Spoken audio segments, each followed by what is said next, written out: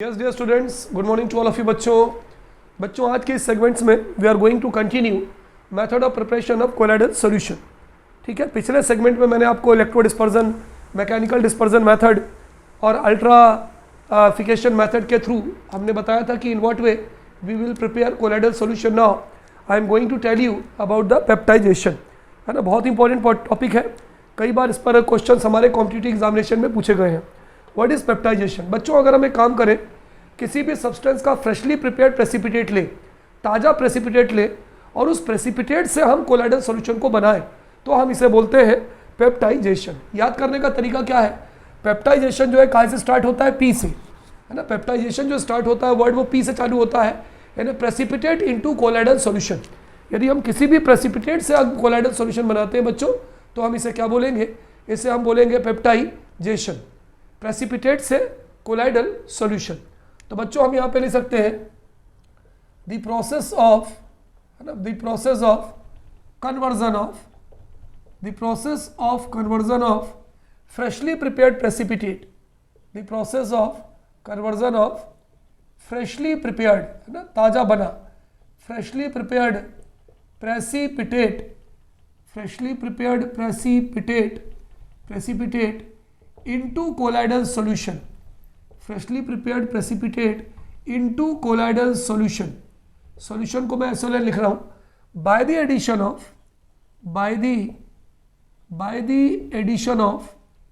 suitable amount of suitable electrolyte, by the addition of suitable amount of suitable electrolyte, by the addition of suitable amount of suitable electrolyte is called peptization. उसे हम क्या बोलते हैं बच्चों? उसे हम peptization बोलते हैं। फिर से देखो, अगर हम फ्रेशली प्रिपेयर्ड प्रेसिपिटेट ले और उस फ्रेशली प्रिपेयर्ड प्रेसिपिटेट को हम कोलाइडल सॉल्यूशन में कन्वर्ट करें by the addition of suitable amount of suitable electrolyte is called peptization. उस प्रोसेस को हम पेप्टाइजेशन कहते हैं। और जो सुटेबल इलेक्ट्रोलाइट होती है इसे हम बोलते हैं peptizing agent. The electrolyte is called as, जो भी सुटेबल इलेक्ट्रोलाइट हम मिलाते हैं is called as peptizing agent.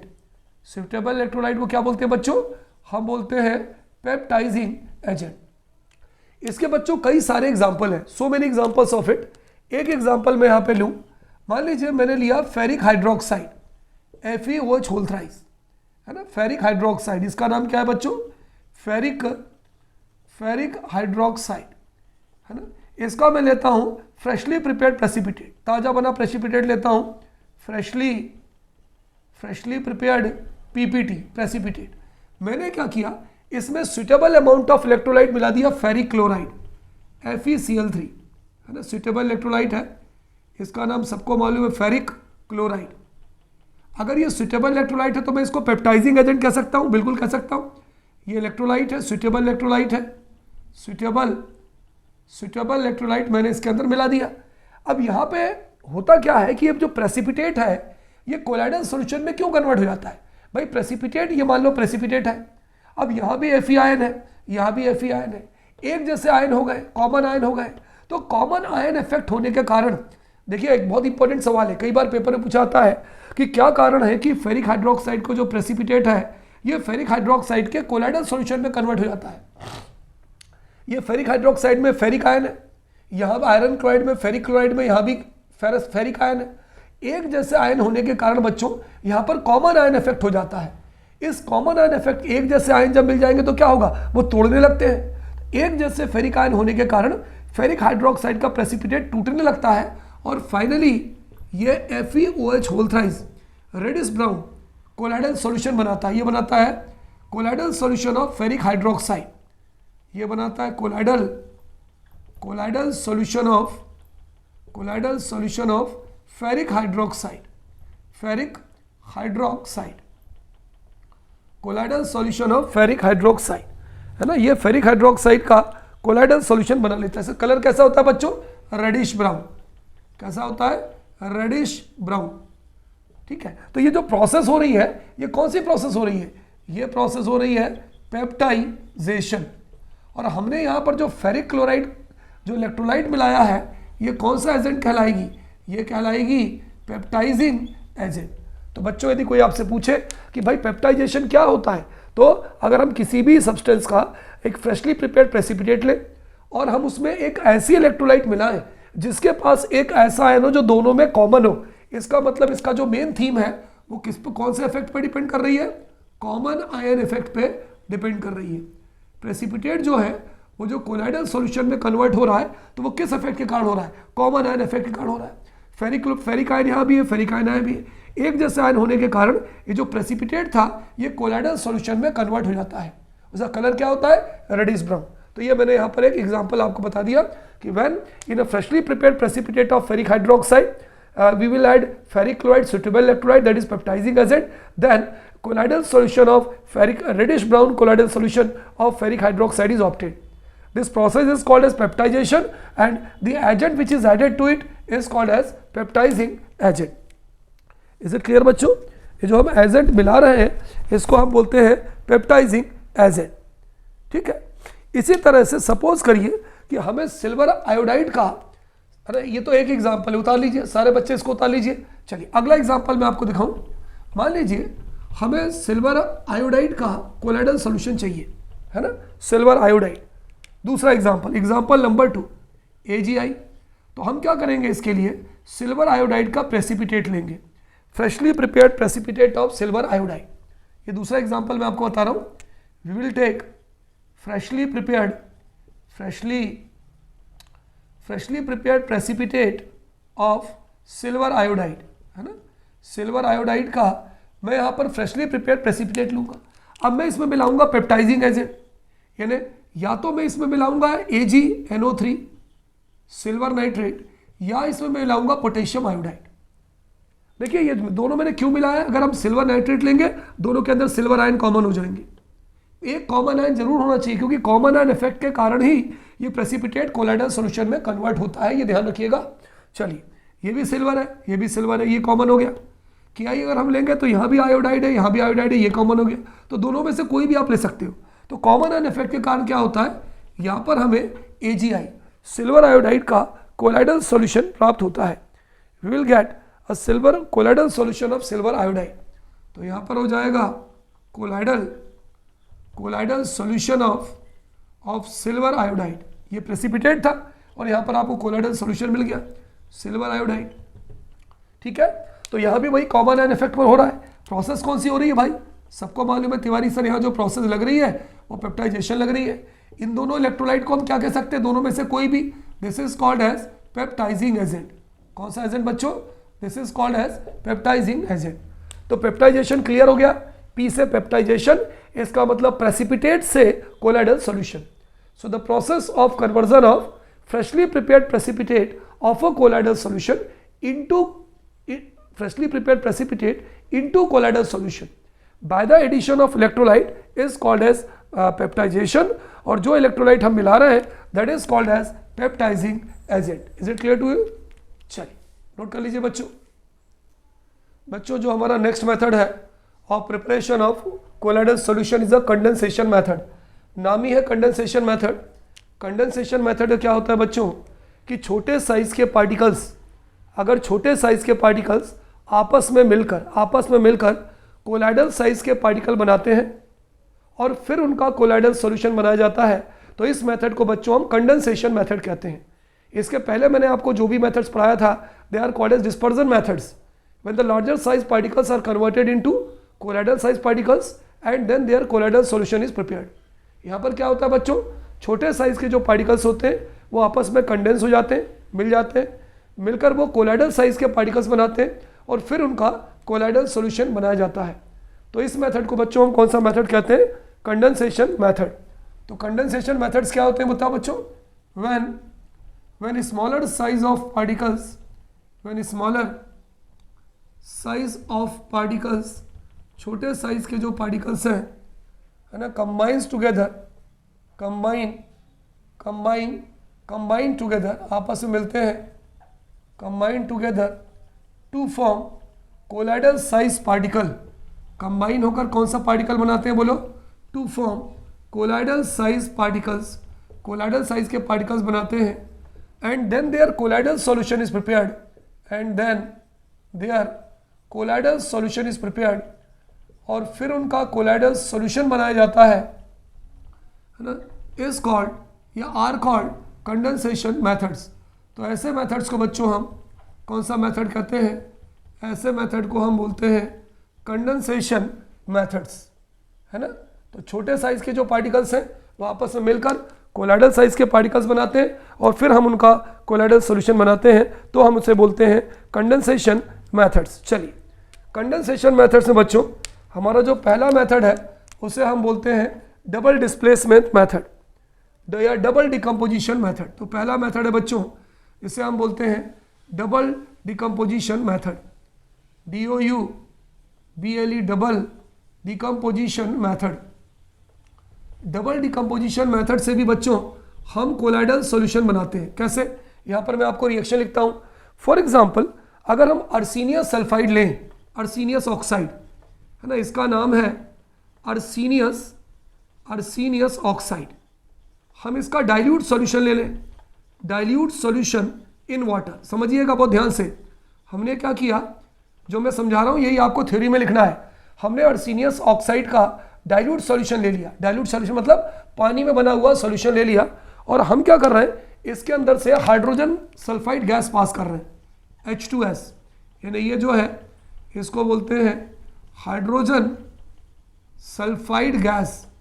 Hydrogen sulphide gas जो है हमने इसमें से पास कर दिया। तो जब हम अर्सीनियस सल्फाइड के डाइल्यूट सॉल्यूशन में, जो कि पानी में बना है, हाइड्रोजन सल्फाइड गैस को पास करेंगे बच्चों, तो हमें अर्सीनियस सल्फाइड का कोलाइडल सॉल्यूशन मिलेगा, AS2S3 प्लस H2, है ना। अर्सीनियस सल्फाइड का हमें कोलाइडल सॉल्यूशन मिलेगा। Is it clear? यहाँ पे 3, यहाँ पे 3, इसका नाम क्या है? अर्सीनियस सल्फाइड, है ना। इसका कौन सा सॉल्यूशन मिलेगा बच्चों, बताओ? हमें मिलेगा कोलाइडल सॉल्यूशन। एक बार फिर से समझ लीजिए, डबल डिकम्पोजिशन क्यों है? पहला वाला सब्सटेंस भी टूट रहा है, दूसरा वाला सब्सटेंस भी टूट रहा है। इसका अर्सीनियस इसके सल्फाइड आ गया, इसका हाइड्रोजन ऑक्सीजन के साथ चला गया, तो हम कोलाइडल सॉल्यूशन बना सकते हैं। ये कंडेंसेशन मेथड क्यों है? क्योंकि छोटे साइज के पार्टिकल से हम बड़े साइज के पार्टिकल को बनाते हैं, तो डबल डिकम्पोजिशन मेथड है। तो हम क्या लिख सकते हैं पेपर में कि when dilute solution in water, hydrogen sulphide gas is passed, then colloidal solution of arsenious sulphide is obtained. ये जो मेथड है बच्चों, this method is called as double decomposition method. कौन सा मेथड कहलाता है बच्चों? Double decomposition method. चलिए, अगला मेथड मैं आपको बताऊं, कंडेंसेशन मेथड में रिडक्शन मेथड, है ना। कौन सा मेथड है बच्चों? Reduction method. तो इसी में डबल डिकम्पोजिशन में बच्चों I am going to tell you another method, second method, which is called as reduction method. ये भी एक कंडेंसेशन मेथड है, और इस मेथड के द्वारा भी बच्चों हम कोलाइडल सॉल्यूशन बना सकते हैं। By this method we can also prepare the colloidal solution of किस का? Gold, silver and platinum. Gold, silver and platinum, इनका हम कोलाइडल सॉल्यूशन इस मेथड से बना सकते हैं, कंडेंसेशन मेथड से। ठीक है, कौन सा मेथड कहलाता है? Reduction method. चलिए कैसे, देखिए, हमने लिया बच्चों गोल्ड क्लोराइड। गोल्ड क्लोराइड का रिडक्शन करवा रहे हैं हम स्टेनस क्लोराइड से। स्टेनस क्लोराइड का फार्मूला स्टेनस क्लोराइड है, नॉट स्टेरिक क्लोराइड, SnCl2। ठीक है, हमने ले लिया गोल्ड क्लोराइड, ये हो गया, इसका नाम क्या हो गया? Gold chloride. गोल्ड क्लोराइड का हमने सॉल्यूशन ले लिया, और इसका हम रिडक्शन करवा रहे हैं बच्चों। किससे करवा रहे हैं बोलो? स्टेनस क्लोराइड से हम इसका रिडक्शन करवा रहे हैं। स्टेनस क्लोराइड क्या करता है? गोल्ड क्लोराइड को गोल्ड में रिड्यूस कर देता है। स्टेनस क्लोराइड गोल्ड क्लोराइड को गोल्ड में रिड्यूस कर देता है, और खुद बना ले ऑक्सीडाइज हो जाता है स्टेनिक क्लोराइड में। खुद किस में रिड्यूस होता है? स्टेनिक क्लोराइड में। इसको बैलेंस करने का सबसे बढ़िया तरीका ये है, 23 यहाँ भी कर दो और 23 यहाँ भी कर दो, दोनों जगह 23-23 कर दो, तो ये बैलेंस हो जाएगा, है ना। यहाँ पर रिडक्शन के बाद हमको मिलता है gold colloidal solution. Gold colloidal solution. तो ये जो मेथड है, ये है तो कंडेंसेशन, छोटे साइज के पार्टिकल से बड़े साइज के पार्टिकल बन रहे हैं, लेकिन कौन सा मेथड कहलाता है? Reduction method. तो देखिए बच्चों, ये थोड़ा सा कॉम्प्लिकेटेड है, कॉम्पिटिटिव एग्जामिनेशन बेसिस से बहुत इंपॉर्टेंट है। हमने यहाँ पे क्या किया? गोल्ड क्लोराइड का सॉल्यूशन लिया, स्टेनस क्लोराइड से हमने इसका रिड्यूक्शन करवाया, है ना, तो क्या हुआ, गोल्ड बन गया, कोलाइडल सॉल्यूशन हमें मिल गया। इसको हम क्या बोलते हैं, रिडक्शन मेथड।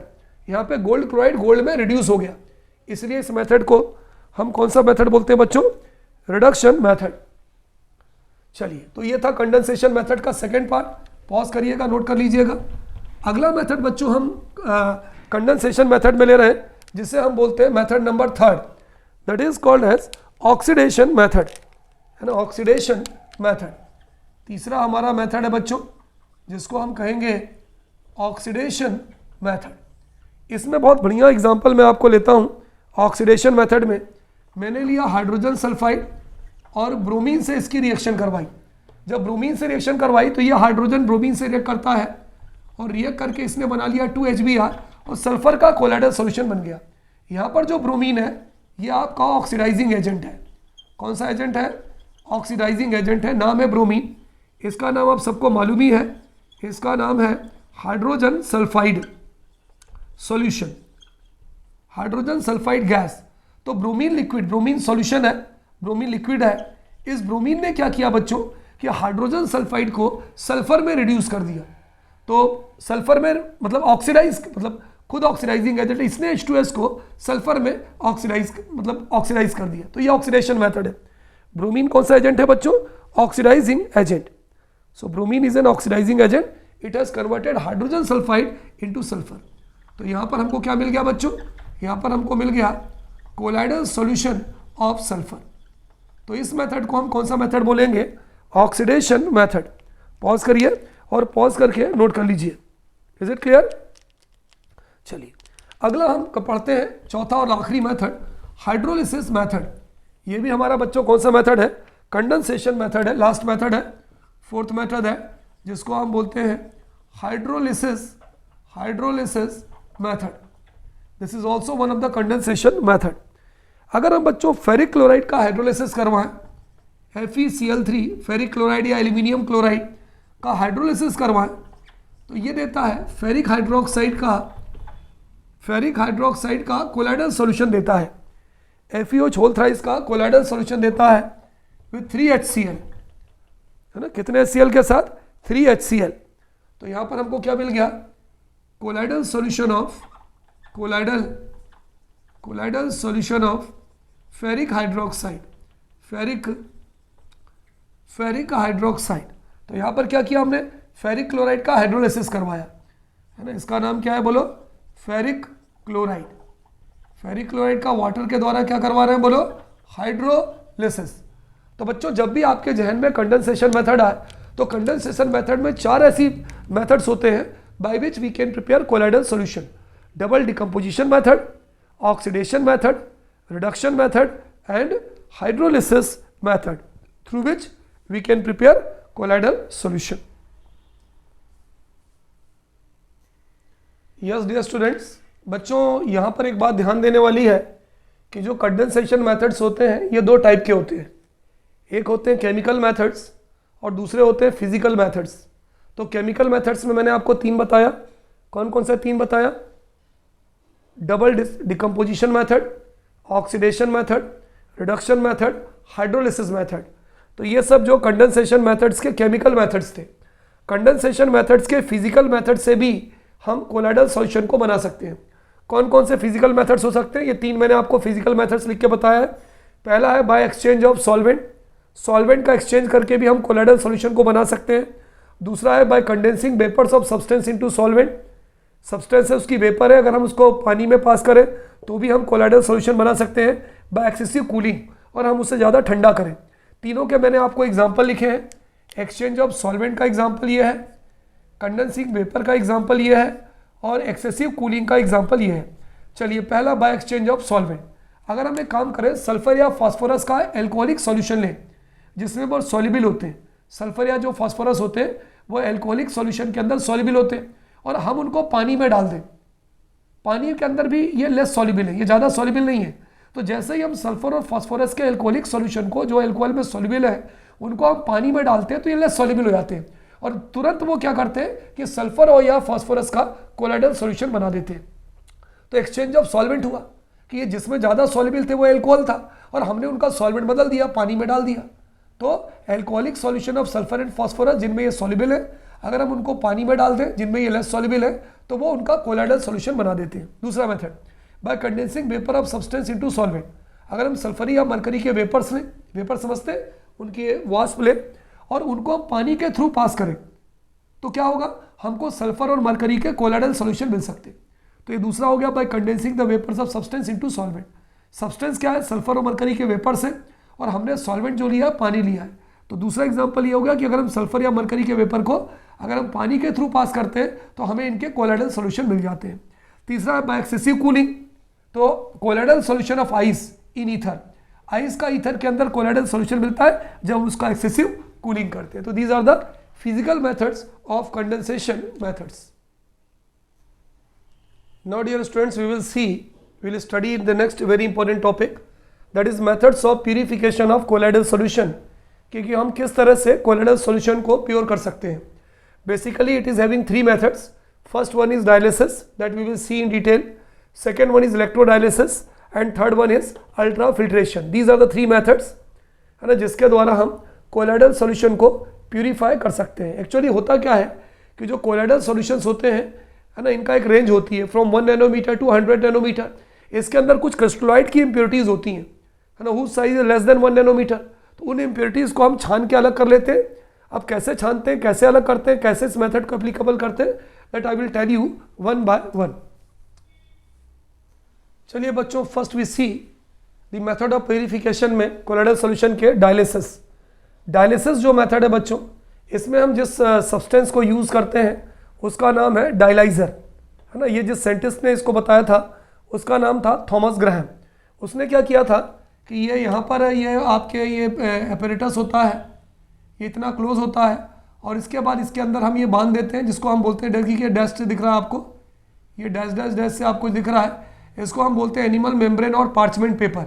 इसकी खास बात क्या होती है कि एनिमल मेम्ब्रेन या पार्चमेंट पेपर से क्रिस्टलॉइड के पार्टिकल तो आ सकते हैं, ये जो पार्टिकल आता पास हो सकते हैं वो कौन से पार्टिकल होते हैं, वो होते हैं क्रिस्टलॉइड के पार्टिकल, क्योंकि क्रिस्टलॉइड का साइज जो है लेस देन 1 नैनोमीटर होता है और कोलाइड जो पार्टिकल्स हैं उनका साइज 1 नैनोमीटर से लेके तो 100 नैनोमीटर के बीच में होता है। अब क्या होता है, हम इसको पानी में डुबो देते हैं, एक तरफ से पानी अंदर आता है और दूसरी तरफ से पानी बाहर जाता है। अब हम क्या करते हैं, इसको लटका देते हैं। लटकाने के बाद हम क्या करते हैं कि जब ये प्रोसेस को हम स्टार्ट करते हैं तो इसके अंदर हम इम्प्योर कोलाइडल सॉल्यूशन भर देते हैं। इसके अंदर जो शुरू में है, इसके अंदर जो हम भरते हैं शुरू में, उसको हम ये कह सकते हैं impure colloidal solution. Impure colloidal solution, impure colloidal solution के अंदर 2 पार्टिकल होंगे। कौन कौन से पार्टिकल होंगे, कोलाइड के तो पार्टिकल होंगे ही होंगे और प्लस इसमें क्रिस्टलॉइड की इम्प्योरिटीज़ होंगी। साथ में इसमें क्रिस्टलॉइड की क्या होती है, इम्प्योरिटी होती है, तभी तो ये इम्प्योर कोलाइडल सॉल्यूशन है। इसके अंदर इम्प्योर कोलाइडल सॉल्यूशन क्यों है, क्योंकि उसके अंदर कोलाइडल पार्टिकल्स तो हैं और साथ में क्रिस्टलॉइड की इम्प्योरिटी भी है। अब क्या होता है कि ये जो पार्चमेंट पेपर या जो एनिमल मेम्ब्रेन है, इसके अंदर क्रिस्टलॉइड के पार्टिकल तो आर पार हो सकते हैं लेकिन कोलाइडल के पार्टिकल उसी में रह जाते हैं। तो क्या होता है, क्रिस्टलॉइड के पार्टिकल इसमें से निकल के इस पानी में आ जाते हैं। ये पानी एक तरफ से अंदर आता है और दूसरी तरफ से बाहर चला जाता है और इस तरह से ये पानी क्या करता है, इस इम्प्योरिटीज़ को समय समय पर हटाता रहता है। और इस तरह से जो इम्प्योर कोलाइडल सॉल्यूशन था, जब उसमें पूरी की पूरी क्रिस्टलॉइड की इम्प्योरिटी हट जाती है तो वो प्योर कोलाइडल सॉल्यूशन में कन्वर्ट हो जाता है। So the process of removing the impurity of crystalloid from impure colloidal solution to get pure colloidal solution is called as dialysis, है ना। तो हम यहाँ पर इसकी अगर डेफिनेशन कोई पूछे तो हम ये लिख सकते हैं कि the process of removing the impurity of crystalloid, the impurity of किसकी impurity बोलो, the impurity of crystalloid from impure colloidal solution, from impure colloidal solution, from impure colloidal solution to make them to get pure colloidal solution, from impure colloidal solution to get pure colloidal solution, to get pure colloidal solution is called, उसको हम क्या बोलते हैं, is called dialysis। and apparatus used, और जिस apparatus का हम इस्तेमाल करते हैं उस apparatus को हम क्या बोलते हैं, डायलाइज़र। ये डायलाइजर किसने दिया था? थॉमस ग्राहम ने दिया था। तो कोई अगर आपसे पूछे कि भाई डायलिसिस क्या होती है, तो हम ये कह सकते हैं कि वो प्रोसेस होती है जिसमें हम इम्प्योर कोलाइडल सॉल्यूशन से प्योर कोलाइडल सॉल्यूशन प्राप्त करते हैं। इसमें हम क्या हटाते हैं? We displace the impurity of crystalloid. So the process of removing the impurity of crystalloid from impure colloidal solution to get pure colloidal solution is called dialysis, and the apparatus used for this purpose is called as dialyzer. Is it clear बच्चों? So this is all about dialysis. अगला method है बच्चों electrodialysis. Electrodialysis method is used when the impurities present in colloidal solution is electrolytic. तो ये method कब use करते हैं? When electrolytic impurities, electrolytic मतलब आयनिक, ionic impurities are present in colloidal solution. Ionic impurities are present in colloidal solution. है ना, अगर हमारा impure colloidal solution है और impure colloidal solution के अंदर ionic impurities present है, तब हम electrodialysis method का यूज़ करते हैं। यहाँ पर हम इलेक्ट्रोड लगाते हैं, पॉजिटिव इलेक्ट्रोड है तो इसका मतलब ये हो गया एनोड, और नेगेटिव इलेक्ट्रोड है तो इसका मतलब हो गया कैथोड। इसके अंदर जो है इम्प्योर कोलाइडल सॉल्यूशन है। इम्प्योर क्यों है? क्योंकि उसके अंदर कोलाइडल सॉल्यूशन के अंदर कोलाइडल पार्टिकल्स तो है और साथ में इलेक्ट्रोलिटिक या आयनिक इम्प्योरिटीज़ है। हम क्या करते हैं, जब ये इलेक्ट्रोड लगा देते हैं तो इसके अंदर जो इलेक्ट्रोलिटिक या जो आयनिक इम्प्योरिटी है ये अपोजिट चार्ज इलेक्ट्रोड की तरफ आती हैं। नेगेटिव इम्प्योरिटी पॉजिटिव की तरफ निकल कर आएगी, ये पोरस होता है तो ये निकल कर इधर आएगी, और पॉजिटिव इम्प्योरिटी उधर चली जाती है। तो जब पूरी की पूरी जो पॉजिटिव नेगेटिव या इलेक्ट्रोलिटिक या आयनिक इम्प्योरिटीज़ जब पूरी अपने अपने इलेक्ट्रोड की तरफ चली जाती हैं तो हमें प्योर कोलाइडल सॉल्यूशन मिलता है। तो the process of removal of ionic impurity, तो हम इस मेथड को इस तरह कह सकते हैं कि the process of removing electrolytic impurity, electrolytic या आयनिक बात एक ही है, impurity from impure colloidal solution, impure colloidal solution से हटाने के लिए from impure colloidal solution to make them pure, उसे प्योर करने के लिए टू मेक देम प्योर। अगर ऐसा है तो ऐसे प्रोसेस को हम बोलते हैं इलेक्ट्रोडायलिसिस, और जो मेथड यूज़ किया जाता है उसको हम बोलते हैं इलेक्ट्रोडायलाइजर। चूँकि यहाँ पर आयनिक इम्प्योरिटी होती है इसलिए it works with greater pace than dialyser method, है ना। It works more efficiently, it works more efficiently, ये डायलाइजर मेथड से ज़्यादा अच्छा काम करता है। It works more efficiently. यहाँ पर हम नॉन इलेक्ट्रोलिटिक जो सॉल्यूशंस होते हैं जैसे शुगर है, केन शुगर है, उनको हम प्यूरिफाई नहीं कर सकते। हम यहाँ पर आयनिक इम्प्योरिटी से एसोसिएटेड कोलाइडल सॉल्यूशन को ही प्यूरिफाई कर सकते हैं। So this is all about electrodialysis method. ये बच्चों जो तीसरा मेथड है प्यूरिफिकेशन का वो है अल्ट्रा फिल्ट्रेशन मेथड।